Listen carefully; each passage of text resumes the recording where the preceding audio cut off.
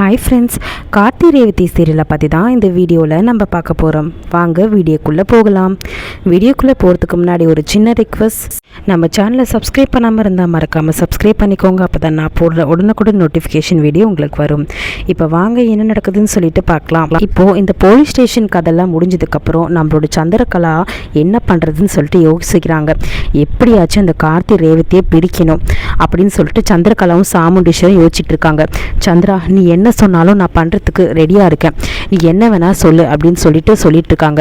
அப்போ பார்த்திங்கன்னா, அக்கா நீ நான் ஒன்று சொல்கிறேன் அதை பண்ணு அப்படின்னு சொல்கிறாங்க. சொல்லு சந்திரா அப்படின்னு சொல்லிட்டு கேட்கும்போது, இந்த மாதிரி நீ பஞ்சாயத்தை கூட்டுக்கா அப்படின்னு சொல்கிறாங்க. எனது பஞ்சாயத்தா அப்படின்னு சொல்கிறாங்க. அப்போது ஆமாங்க்கா, ஏற்கனவே கார்த்தியும் ரேவதியும் காசை உடச்சி தானே இந்த மாதிரி ரெண்டு பேரையும் பிரித்து வைங்கன்னு சொல்லிட்டு ரேவதி சொல்லி இந்த மாதிரி ரெண்டு பேரையும் பிரித்து வச்சாங்க. இப்போ திருப்பி கார்த்தி தான் ஏமாற்றி ரேவதியை கூட்டிகிட்டு வந்துட்டான்னு சொல்லிட்டு நீ பஞ்சாயத்தை கூட்டு. புருஷன் பொண்டாட்டே இருந்தவங்கள தானே பிரித்து வச்சாங்க, இப்போ எப்படி அவங்க சேர்ந்து வாழ முடியும்? பஞ்சாயத்து மூலியமாக தானே அவங்கள நம்ம பிரித்தோம் அப்படின்னு சொல்கிறாங்க. இப்போ நீ அதே பஞ்சாயத்தை கூட்டி இதுக்கு நியாயம் கேளு அப்படின்னு சொல்கிறாங்க. நீ சொல்கிறது சரிதான் சந்திரா, நான் அதே பண்ணுறேன் அப்படின்னு சொல்லிட்டு இப்போ நம்மளோட சாமுண்டீஸ்வரி என்ன பண்ணுறாங்கன்னா, இந்த மாதிரி பஞ்சாயத்து தலைவர்கிட்ட இந்த மாதிரி பஞ்சாயத்தை கூட்டுறதுக்கு ஏற்பாடு பண்ணுறாங்க. அது பார்த்திங்கன்னா ஒரு பக்கம் நடந்துட்டுருக்குது. கார்த்தி என்ன பண்ணுறாங்கன்னா, ரேவதி கிட்ட போயிட்டு, என்ன ரேவதி ஒன்றும் சாப்பிடாம இருக்க அப்படின்னு சொல்லிட்டு கேட்குறாங்க. கார்த்தி பேசிகிட்டே இருக்கும்போது ரேவதி யோசிக்கிறாங்க. என்னாச்சு, நீ இப்படி இருக்கவே மாட்டியே, எதனா பிரச்சனையா அப்படின்னு சொல்லிட்டு கேட்கும்போது, என்னம்மா சொல்கிறது, மனசே சரியில்லை, அம்மா எப்போ தான் புரிஞ்சுக்க போகிறாங்களோ தெரியல, தொடர்ந்து பிரச்சனை கொடுத்துக்கிட்டே இருக்காங்க, அம்மாவை எப்படி நான் புரிய வைக்க போகிறேன்னு தெரியல அப்படின்னு சொல்கிறாங்க. இப்போ பார்த்திங்கன்னா, கார்த்தி எனக்கு நம்பிக்கை இருக்குது ரேவதி, கண்டிப்பாக ஒரு நாள் உங்கள் அம்மா எல்லாருமே புரிஞ்சுப்பாங்க அப்படின்னு சொல்கிறாங்க. சரி நீ முதல்ல சாப்பிடு, பாரு மண்டையில் காயமாக இருக்குது, மாத்திரை போடணும்ல, ஃபஸ்ட்டு சாப்பிடு அப்படின்னு சொல்கிறாங்க. அப்போ பார்த்திங்கன்னா ரேவதிக்கு ஊட்டி விடுறாரு நம்ம கார்த்தி. அதை பார்த்துட்டு திருப்பி ரேவதி, மாமா ஃபஸ்ட்டு நீங்கள் சாப்பிட்டீங்களான்னு சொல்லிட்டு பாசமாக கேட்குறாங்க. இல்லை ரேவதி அப்படின்னு சொன்னதும் ரேவதிக்கு பார்த்திங்கன்னா கார்த்தி ஊட்டி விடுறாரு. நம்மளோட கார்த்திக்கு ரேவதி ஊட்டி விடுறாங்க. இப்படி மாறி பார்த்திங்கன்னா அவங்க கஷ்டத்தை சொல்லி சாப்பாடை ஊட்டி விட்டுட்ருக்காங்க. அடுத்தது பார்த்திங்கன்னா நம்மளோட ரேவதி கஷ்டத்தை சொல்லி அழுதுட்ருக்காங்க. நம்ம புரிஞ்சுக்கிட்டு இப்போ நான் அவங்க கூட வாழணும்னு சொல்லிட்டு நினைக்கிறேன், ஆனால் அம்மா ஏன் தான் புரிஞ்சிக்காமல் இப்படி பண்ணுறாங்களோ தெரியல, அம்மா ஒத்துக்கிட்டா மட்டும்தான் நம்ம நிம்மதியாக வாழ முடியும் அப்படின்னு சொல்கிறாங்க. அப்போது கார்த்தி இதெல்லாம் பேசிகிட்டே இருக்கும்போது, என்ன ரேவதி உனக்கு வேறு தலையில் அடிபட்டிருக்கு, நீ எதுக்காக இப்படிலாம் பண்ண, ஃபஸ்ட்டு ரொம்ப எஃபெக்ட் போடுறது நிறுத்து, தானாகவே எல்லாமே நடக்கும் அப்படின்னு சொல்கிறாங்க. நீ இதை பற்றிலாம் யோசிச்சுட்டு இருக்காத, ஏற்கனவே உனக்கு ஆப்ரேஷன்லாம் நடந்திருக்கு, இதை பற்றிலாம் யோசித்து நீ டென்ஷன் ஆகாதுன்னு சொல்லிட்டு கார்த்தி என்ன பண்ணுறாரு, ரேவதி மடியில் போட்டு தூங்க வைக்கிறாரு. அப்படியே ரேவதி தூங்குறாங்க. பாட்டி பார்த்திங்கன்னா காலையில் ரெண்டு பேரும் தூங்கிட்டு இருக்காங்க. எழுப்பிட்டு என்னம்மா சாப்பிடுவாங்கன்னு சொல்கிறாங்க. அந்த நேரத்தில் காஃபிலாம் கொடுக்குறாங்க. அப்போ பார்த்திங்கன்னா பேசிகிட்டே இருக்கும் போது, அப்போ விடிஞ்சதுக்கப்புறம் இந்த மாதிரி மோளம் அடித்து ஊரை கூட்டி சொல்கிறாங்க. இந்த மாதிரி கார்த்தி ரேவதி மேலே சாமுண்டீஸ்வரி பக்கத்து ஊர் சேர்ந்த தலைவி சாமுண்டீஸ்வரி அவங்க மேலே பழி சுமத்தி பஞ்சாயத்து கூட்டியிருக்காங்கன்னு சொல்கிறாங்க. அதை பார்த்து பாட்டி அதிர்ச்சி அறிஞ்சு, என்னப்பா இது, ஏன் தான் சாமுண்டீஸ்வரி இப்படி பண்ணுறானே தெரியலையே அப்படின்னு சொல்லிட்டு சொல்லும்போது, இப்போ ரேவதி நான் சொன்னல மாமா, அவங்க கண்டிப்பாக நம்மளை வாழவே விட மாட்டாங்க, பார்த்தீங்களா ஏதாச்சும் ஒன்று பண்ணிக்கிட்டே இருக்காங்க, அதனால தான் எனக்கு சுத்தமாக நிம்மதியாக தூக்கம் கூட சரியாக வரலை, சாப்பிடவும் தோணலை. ரேவதி நீ இதை பற்றிலாம் வருத்தப்பட்டு இருக்காத, எல்லாம் உங்கள் அம்மா பண்ணுற வேலை கிடையாது, இதுக்கு முழுக்க காரணம் சந்திரகலா தான். சித்தி சொன்னால் அம்மாவுக்கு எங்கே போச்சு அறிவு, சித்தி சொன்னால் எல்லாத்தையுமே கண்மூடித்தனமாக கேட்டுடுறதா, பொண்ணு வாழ்க்கைக்கான அக்கறை அவங்களுக்கு தானே மாமா இருக்கணும் அப்படின்னு சொல்லும்போது, அதெல்லாம் அப்படி தான் ரேவதி, நீ கவலைப்படாத, நம்ம தைரியமாக போய் எல்லாத்தையுமே ஃபேஸ் பண்ணலாம் அப்படின்னு சொல்லிட்டு கார்த்தி சொல்கிறாரு. இப்போது பஞ்சாயத்தில் நிற்க வச்சிட்ருக்காங்க. யாருன்னா சாமுண்டீஸ்வரி, அதுக்கப்புறம் நம்மளோட கார்த்தி ரேவதி ஊர் தலைவர்கள் எல்லாரும் உட்காந்துருக்காங்க. இப்போ பார்த்திங்கன்னா சாமுண்டீஸ்வரி சொல்கிறாங்க, இந்த மாதிரி என் பொண்ணு அப்பயே இவனை பிடிக்கல அப்படின்னு சொல்லிட்டு தானே இந்த புருஷன் பொண்டாட்டி இருந்தவங்கள தானே நீங்கள் பிரித்து விட்டீங்க, இப்போ என்னவோ என் பொண்ணை ஏமாற்றி இவன் கூட்டிகிட்டு போயிட்டான், இப்போ எதுக்காக இவங்க ஒன்று சேர்ந்து இருக்காங்க, நீங்களே நியாயத்தை கேளுங்க அப்படின்னு சொல்கிறாங்க. அப்போ பார்த்திங்கன்னா பஞ்சாயத்து தலைவர், என்ன தம்பி இதுக்கு நீ என்ன சொல்கிற அப்படின்னு சொல்லும் போது, இங்கே பாருங்கள், அன்னைக்கு ரேவதியை மிரட்டி தான் இவங்க பிடிக்கலன்னு சொல்லிட்டு சொல்ல வச்சாங்க என்ன. இப்போது அந்த பொண்ணு என்னை தேடி வந்து என் கூட வாழ்கிறேன்னு சொல்லிட்டு சொல்லும் போது நான் எப்படி விட முடியும்? என்னதான் இருந்தாலும் ரேவதி நான் தாலி கட்டின பொண்டாட்டி தான். அவள் வந்து இப்போ என் கூட வாழணும்னு சொல்லிட்டு விருப்பப்படுறா. இப்போ தான் அவள் அன்றைக்கி வந்து அவங்க அம்மா மிரட்டி தான் இந்த விஷயத்த என்னை பிடிக்கலன்னு சொல்லிட்டு சொல்லலாம் வச்சுருக்காங்க. இப்போ வந்து அவள் புரிஞ்சுக்கிட்டு தைரியமாக வந்து என் கூட வாழ்கிறதுக்கு தயாராக இருக்கா. இவளை நான் எப்படி விட்டு கொடுக்க முடியும் அப்படின்னு வந்து சொல்கிறாங்க. இப்போ வந்து பார்த்திங்கன்னா நம்மளோட ரேவதியும் வந்து என்ன சொல்கிறாங்கன்னா, எனக்கு கார்த்தி மாமா தான் வேணும். அன்றைக்கி எங்கள் அம்மா தான் என்னை மிரட்டி பஞ்சாயத்தில் வந்து இவனை பிடிக்காம நீ வந்து சொல்லணும், பிடிக்கலன்னு சொல்லணும்னு சொல்லிட்டு என்னை சொல்ல வச்சாங்க. இப்போ எனக்கு அந்த பயம்லாம் கிடையாது. கார்த்தி மாமா வேணும்னு சொல்லிட்டு தான் நான் வாழணும்னு ஆசைப்பட்றேன் அப்படின்னு வந்து சொல்லும்போது பஞ்சாயத்தில் வந்து சொல்லிடுறாங்க, இங்கே பாரு சாமுண்டீஸ்வரி, அதான் வந்து உன் பொண்ணே வந்து என்ன சொல்லுதோ அதை தானே நாங்கள் கேட்க முடியும் அப்படின்னு சொல்லும் போது, அப்போது இந்த பொண்ணு சொல்கிறது தான் சரின்னு படுது. கார்த்தி கூட வாழ்கிறேன்னு சொல்கிறத தான் நம்ம ஏற்றுக்க முடியும்னு சொல்லும் போது சாமுண்டீஸ்வரிக்கு கோவம் வருது.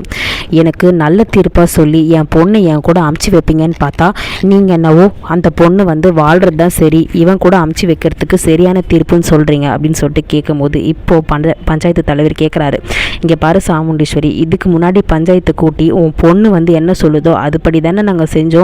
உன் பொண்ணு என்ன சொல்லிச்சு, எனக்கு வந்து மாமாவோட அதாவது கார்த்தியோட வாழ்கிறதுக்கு விருப்பம் இல்லை, எங்கள் அம்மா தான் முக்கியம்னு சொல்லும் போது உன் கூட நாங்கள் அமுச்சு வச்சோம்.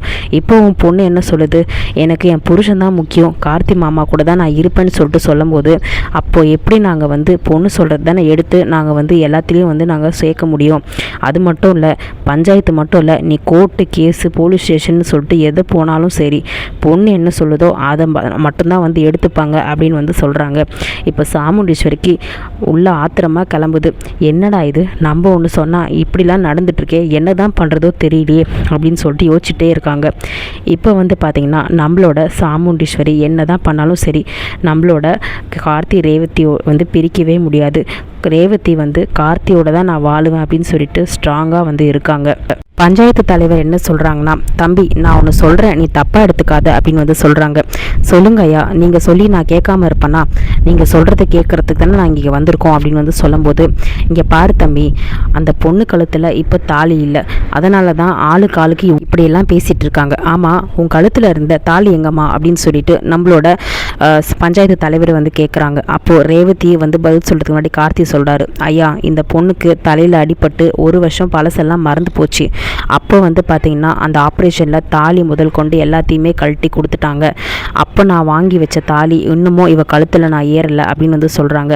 பஞ்சாயத்து தலைவரில் என்ன சொல்கிறாங்கன்னா, நீ ஒன்று பண்ணு தம்பி, எல்லாரும் முன்னாடியும் இதோ அவங்க அம்மா எல்லாரும் இருக்காங்க, ஏற்கனவே உன் பொண்டாட்டி தானே, இருந்தாலுமே தாலி இல்லாமல் இருக்கிறது நல்லது கிடையாது, எங்கள் முன்னாடி எல்லாரும் முன்னாடி தாலி கட்டி வச்சிரு அப்படின்னு வந்து சொல்கிறாங்க. தாலி கட்டிட்டின்னா யாரும் எதுவுமே சொல்ல முடியாது. இந்த பொண்ணு கழுத்தில் இப்போ தாலி இல்லாதனால தான் ஆளுக்கு பிரச்சனைக்கு வந்து வராங்க. குறிப்பிட்டு அவங்க வீட்டில் இருந்து அவங்க அம்மாவும் சரி அப்பாவும் சரி யாராக இருந்தாலும் இந்த பிரச்சனைக்குள்ளே வருவாங்க.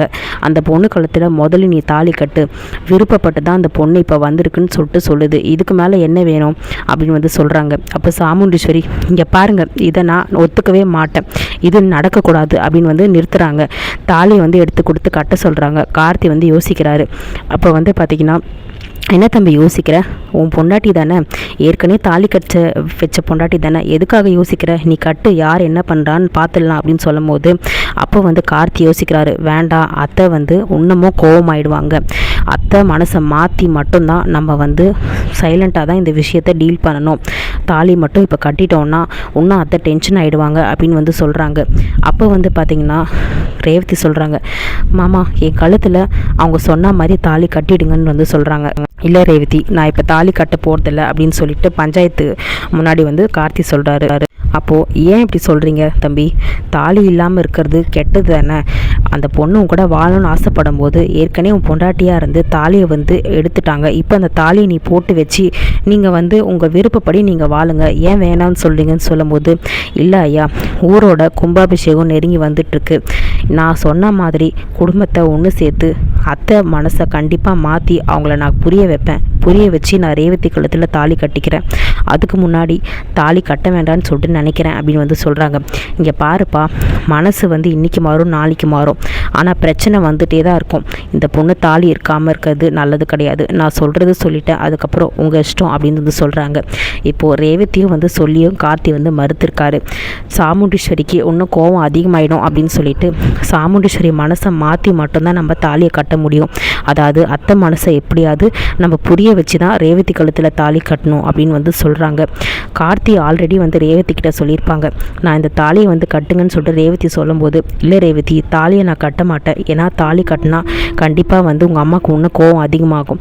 உங்கள் அம்மாவுக்கு உண்மை என்ன, யார் எப்படி, யார் வந்து உங்கள் அம்மாவை வந்து கெடுதல் பண்ணி வந்து அழிக்கிறா அப்படின்னு சொல்லிட்டு எல்லா உண்மையும் புரிய வச்சு மட்டும்தான் உங்கள் கழுத்தில் நான் தாலி கட்டுறதுக்கு தயாராக இருப்பேன். அது மட்டும் இல்லை, ஊர் வழக்கப்படி இந்த கும்பாபிஷேகம் நல்லபடியாக நடந்து முடியட்டோன்னு சொல்லிட்டு சொல்கிறாரு. ரேவதிக்கு மறுப்பு எதுவுமே சொல்கிறதுக்கு இல்லை. மாமா என்ன சொல்கிறாரோ அதுபடியே நான் கேட்டுக்கிறேன் அப்படின்னு வந்து சொல்கிறாங்க. அப்போ வந்து பார்த்திங்கன்னா நம்மளோட சாமுண்டீஸ்வரி எல்லாரும் பஞ்சாயத்துலேருந்து எல்லாரும் போயிட்டதுக்கப்புறம் கார்த்திகை ரேவதி நிற்கிறாங்க. என்ன ரொம்ப ஜெயிச்சுட்டு தான் நினப்பா அப்படின்னு சொல்லிட்டு கேட்குறாங்க. அப்படிலாம் எதுவும் இல்லைன்னு சொல்லிட்டு ரேவதி சொல்கிறாங்க. நீ பஞ்சாயத்தில் போலீஸ் ஸ்டேஷனில் வேணால் ஜெயிச்சிடலாம், ஆனால் திருப்பி நீ என்னை மீறி உங்களால் வாழ்க்கை நடத்தவே முடியாதுன்னு சொல்லிட்டு சாமுண்டீஸ்வரி இப்பயுமே மாறாமல் சவால் விடுறாங்க. ஸோ இதில் மீறி நம்ம கார்த்தி எப்படி ரேவதி கழுத்தில் தாலி கட்டி கும்பாபிஷேகத்தை ஒன்று சேர்த்து நல்லபடியாக குடும்பத்தை ஒன்று சேர்த்து கும்பாபிஷேகத்தை நடத்த போகிறாரோ அப்படின்றது தெரியல. ஸோ வெயிட் பண்ணி பார்க்கலாம். நம்மளோட ரிவ்யூ பிடிச்சிருந்தா லைக் அண்ட் சப்ஸ்கிரைப் பண்ணி நம்ம சேனலை சப்போர்ட் பண்ணுங்கள். தேங்க்யூ.